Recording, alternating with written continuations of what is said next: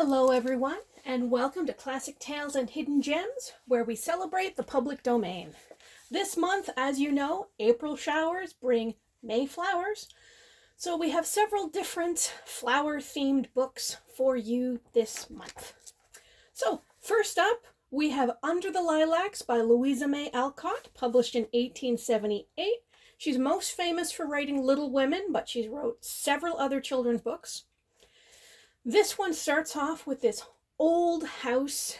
It's very big and grand. It's got this beautiful porch, and it's surrounded by all of these lilac bushes. And on the front porch are two little girls, Babs and Betty, and they are having a tea party with all of their dolls. When suddenly, their party is gate-crashed by a mysterious dog.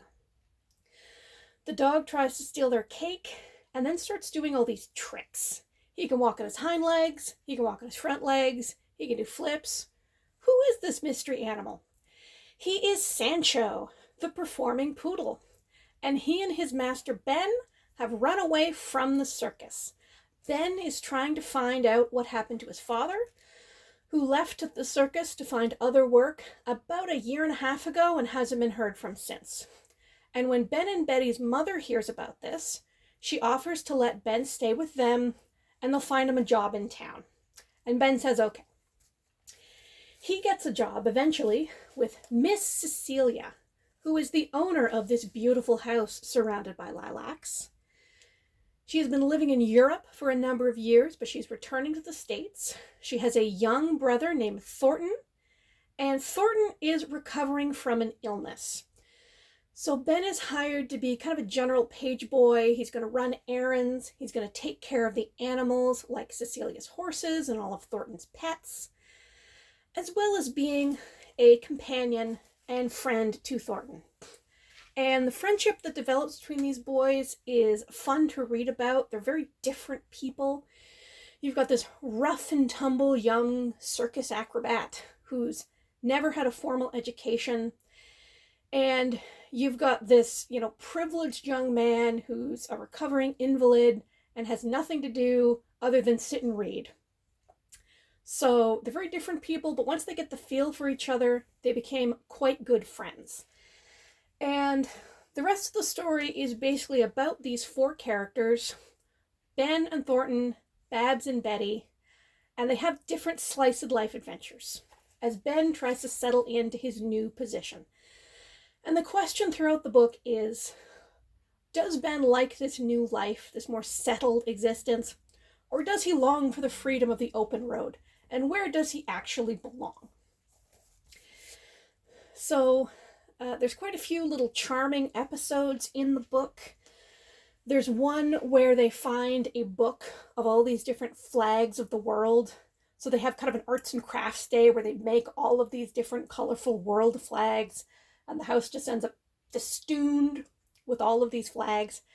And because the book was written in 1878, a lot of these flags have changed. Some of these countries don't exist anymore. So that's kind of fun trivia. Later on in the book, there is a birthday party for Ben that is very charming. A lot of great detail to it. A lot of fun. That's not to say there isn't some drama in the book. Sancho the dog does go missing at one point. Ben has to prove his horseback riding skills by riding for the doctor during an emergency. And of course, there is the question of what exactly has happened to his father. But it's well written, it's fun light reading, it's not too moralistic. It does get into the morals a little bit because it's a children's book from the 1800s. That's just kind of how it goes. So there is the chapter where Ben is told the importance of going to church. But it's still fun. He's having trouble sitting still. The hymns and the sermons are kind of boring him. So he's given this children's picture book of Bible stories to read. And he gets to the one with David and Goliath, and he sees the illustration of Goliath the giant getting his head cut off. And he's like, wow, decapitation. This is great. I'm in. So that is a fun chapter, honestly.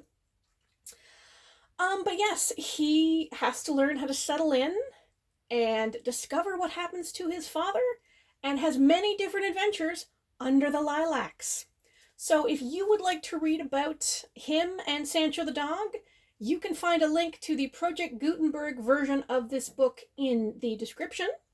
And we will be back later with another fun flower-themed book for you guys.